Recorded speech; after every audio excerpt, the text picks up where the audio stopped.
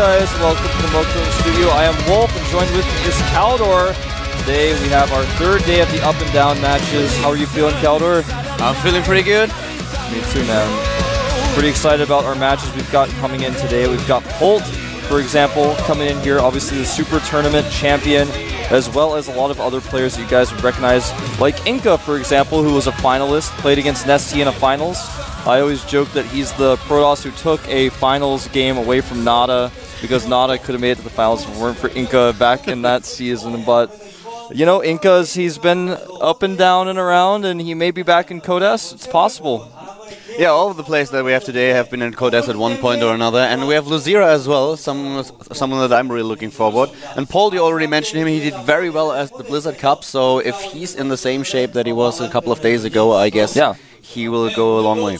Yeah, I would say so, absolutely. Guys, I want to mention again, check out the premium tickets. There's a ton of different plans out there right now for which type of ticket you can get. You can get it for a whole year. You can get different versions of the ticket. There's a lot of different options. So go on to GOMTV.net/ticket and check that out. And we're going to take a look at yesterday's results. So you guys can see Bomber going 4-0 in his group, and Gumiho with a close second, 4-1. Maro unfortunately falling in 6th place, going 1-3. It was pretty exciting yesterday, especially with Gumiho and Ryong playing the last match, which decided who the two would advance.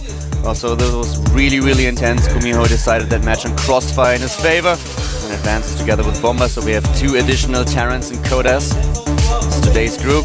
Yeah, here's today's group. Liquid Zenio, a new addition to the Liquid team. TSL Polt, OGS InCa, I am Lucira, and Startail Virus. You can see their Korean names written there as well.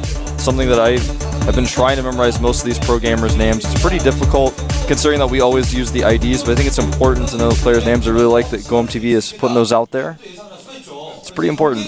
I bet a lot of people out there know what Idra's first and last name are, for example. Why not know the Koreans' last names and first names?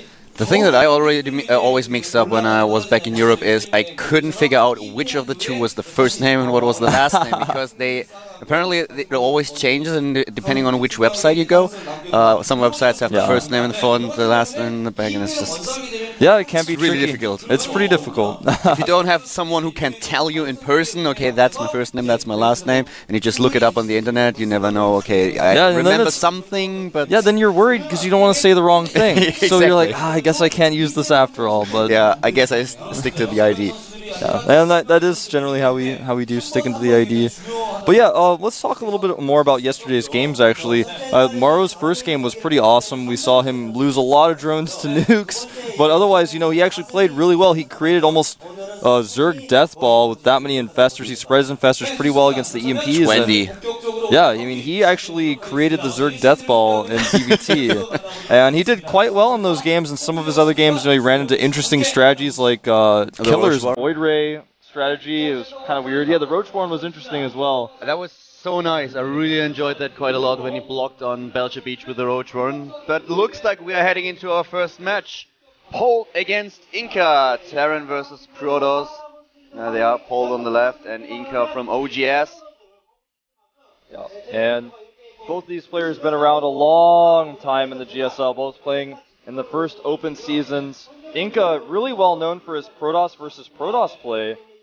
Got an extremely high win rate in that, but unfortunately for him, he's the only Protoss in this group, so that's not going to help him out too much today. Yeah, you're perfectly right. He has 77% in PvP, 20 wins, 6 losses, but he's slacking off a little bit in the other 2 matchups, so this group is a little bit of bad luck for him. As you already mentioned, no additional Protosses, he's the only one. It's not going to be easy for him, and Polt definitely favored in this match, I would say. He's taken out tons of Protosses. He actually lost to 4GG last season, as you guys can see there. Yeah, with 2-0, 4GG playing so well. I have to say I was really impressed. I was so impressed. If you guys haven't seen 4GG's play yet, go and watch those VODs or watch him stream. He often streams on TeamLiquid.net. You guys can look at that site and find him there as well. Our first map is going to be Tal'Darim Ultra. The map has loaded. Are you ready, Caldor? Hell yeah, I am. I hope you guys are ready out there too, because we're about to jump into Game 1, TSL Polt versus OGS InCa, here at the GSL Up and Down matches.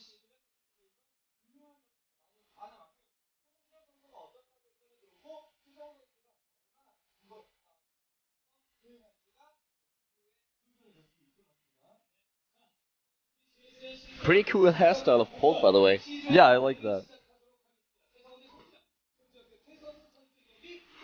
I wish I could pull that off. Oh man, Caldor, that was so funny. I just have to give you credit for that.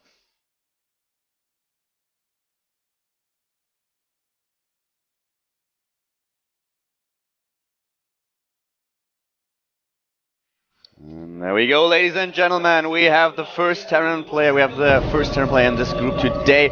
At the top left of Talder Malta in the red colors, it is none other than GSL Polt.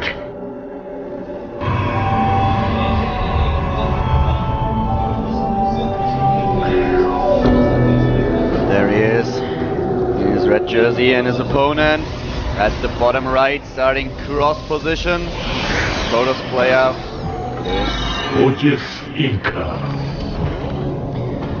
And Wolf, you already mentioned the win ratio of Polt against Protoss, and I have to say that he is really a Protoss killer. He has 82% win ratio against Protoss, 28 wins and only 6 losses in the GSL. This is really something. He actually, back in the first open seasons, he was one of the first players to do what people jokingly call the tasteless build, which is to go for that Raven, Marine, Banshee timing attack, use the point defense drone. He killed many a Protoss back in the day with that build, and you know, he's since adapted his strategies to the newer styles and has just been killing Protosses left and right. It's a really impressive win rate. He can play, you know, all-ins, as we saw him take out MC when MC fell, actually out of Kodas. So many months ago, it feels like. He actually took him out with an all-in, but he can also just do regular standard macro games, and since we're at cross positions here on Tal'Darim Malta, I expect that's what we're going to see. The thing that's also really interesting about Polt is that he's participating in a lot of tournaments on the American and European server lately, so he's tournaments as well, which is a thing that some lately a lot more Koreans are trying to do that, trying to participate in tournaments outside of Korea. Yeah, it's a really good idea for Korean players to do that, get their names out there more. It really helps with sponsors, and also they can win a lot of money. Probe denied here from scouting what's going on in the main base, so he does not actually know that Polt has started a reactor on his barracks. He's continuing to mine gas and starting a second barracks, so not going to be a super fast expand off of one barracks and reactor. Yeah, no scouting information for InCa whatsoever, so he's playing in the dark right now, and with positions, especially on a big map like Tal'Darim Malta, it's also always a little bit tricky to scout, so InCa has to gamble a little bit now. Ooh, InCa hiding a pylon up here at the north of the map. That's interesting. He may decide to hide gateways there, but it's also possible, since he has 2 gases, he may hide a Twilight Council there, or perhaps even a Stargate. Only time will tell. Second barracks is completed. Tech lab going up, so Polt doing 2 racks. Twilight Council come up. Yeah, and it is going to be a Twilight Council. Most likely a Dark Shrine will follow. SCV unable to scout anything. And of course, that's not to say that he didn't see the main base, but of course did not see the Twilight Council in the north either. I really like that. InCa being a little bit sneaky right now, and if Polt does not go for that engineering bay, he will be in a lot of trouble. I don't see him saving up enough energy for 2 scans, so if there are 2 or 3 DTs and he actually splits them, gets into the main base, the Warlock is not close immediately, then Polt will be in a huge amount of trouble, but for now. This DT expand has actually fallen out of popularity a little bit. It's coming back a little bit. I really like it. Now, the main strength that this build has is if your opponent does not wall off, you can just waltz right in. And in this case, when the probe got there, he actually saw just 1 depot there. He's like, oh, you're not walling off your barracks, maybe I'll be able to come in here. But Polt has made 2 additional depots, so if he reacts in time, he should be able to raise the depots and block units from entering his base. Interestingly enough, InCa actually hiding 2 gateways to the north. I don't actually fully understand that choice. It's a little bit risky. Yeah, me neither. I mean, he has the warp gate technology anyway, so why build them up there as soon as they are scouted? Yeah, if perhaps he gets scouted, he's going to lose power of all of those structures with just 1 pylon, whereas putting them in this main base, even if his opponent saw 3 gateways, it wouldn't be as telling. So a little bit weird that he decided to go for that choice, but either way, Polt moving out to pressure a little bit here. The Dark Shrine finishing up just in time to defend this, but you know what? Right now, InCa has almost no units. Polt does not have any scans, though. He's got about 15 energy. If he moves up correctly, he should be able to do a little bit of damage, force the DTs to be warped inside of InCa's base rather than used offensively. The 1 Stalker encountering the first Marine, the rest of them will follow. He warps in at the top. have the DTs, and there's the army of Polt. Oh, he warped in all 3 DTs. A terrible choice by InCa because now he has no line of defense. The wall off is even set for Polt, although it's not going to last very long. Yeah, he's breaking through, and now Polt's in trouble as well. InCa will be able to warp in DTs at his main base, and is now attacking Polt's economy. He's got to be very careful of how he does this. About 7 seconds left to energy. At the bottom, there's another DT. It's going straight for the army of Polt, and Polt has to be careful what to do. He's going to need to split. Oh, it was close. He does split his DTs. He needs a Raven, like you said, and he's not going to block the starport from landing. Why? And it looks like he will not start a Raven. The tech lab is destroyed, and it looks like InCa is going to take this win. Look at him just taking that army of Polt apart in the main base. Finally, the scan for Polt, but he's saving 2 of his DTs, and what can Polt do now? Well, he has removed his starport to another location to build that Raven, and interestingly enough, Polt is he's actually going to be under fire from DTs here. InCa desperately trying to kill the starport before the Raven comes out. It looks like he will. He does not have the energy for another scan, trying to repair the starport, but will it be enough? It's going to be a close one. Well, even if he can repair it, he's losing so many SCVs it may be negligible. More DTs running into the main here. Oh, that's just way too much right now. Polt down to 23 supply in regards to the Harvester. He's down on 13 SCVs against 22 probes. This game is just insane right now. InCa with a sneaky build, and there's the scan, taking out 1 DT, killing another one. No. Well, oh, he kills all of them. Yeah, and the Raven pops out as well, but even though he has detection, he just does not have enough units to deal with these DTs. GG! InCa with an unusual DT expand into killing Polt. Both players not playing the safest as they could have. InCa, man, if he had just warped in 2 DTs and 1 DT at home, he would have actually crushed Polt twice as hard as he had in that case, but he just wanted to go for the 3, send them in there. Worked out for him. Yeah, very well done. He took a chance, and he was rewarded. Definitely took a chance. And I gotta say, sometimes that pays off. He didn't want to play a straight-up game against Polt, and Polt said, well, okay, I guess I probably should have saved the scam before I pushed out. I didn't really know what you were doing.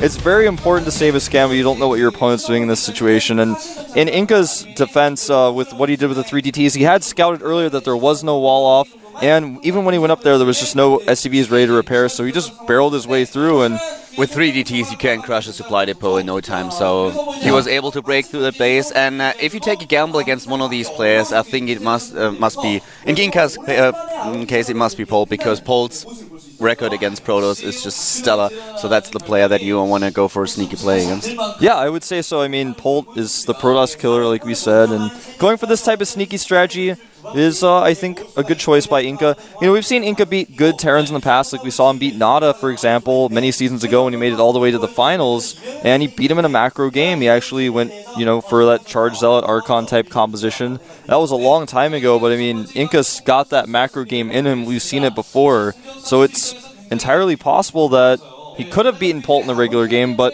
making this choice, I think, was a cool choice, and I like it. Yep. It was a nice first match, a nice start, and we have another game coming up, which is going to be a ZVT. It's going to be Lozira against Virus on Belshire Beach, by the way. Yeah, it's going to be a good match. Virus is a player who's been really, I gotta say, he's been in Codes. He was in Codes for a little bit longer than most people expected him to. I don't want to say he got the easy groups either in Codes, because usually he was chosen as one of the weaker players, but he always managed to stay in for a while. Now he's out. He's trying to get back in. He's definitely a top-notch player, but some people might wonder, you know, does he really deserve to be in Codes? Is he really good enough? It's hard to say. A player like Lucira has proven himself time and time again as a top-notch player. He's a finalist, for example, so everyone knows Lucira's skill, but Virus has got to prove himself a little bit here. Yeah, Lucira struggling a little bit in his Code A group. He was losing to Brown, a Protoss player with 2-0. I will never forget that Archon toilet on Daybreak.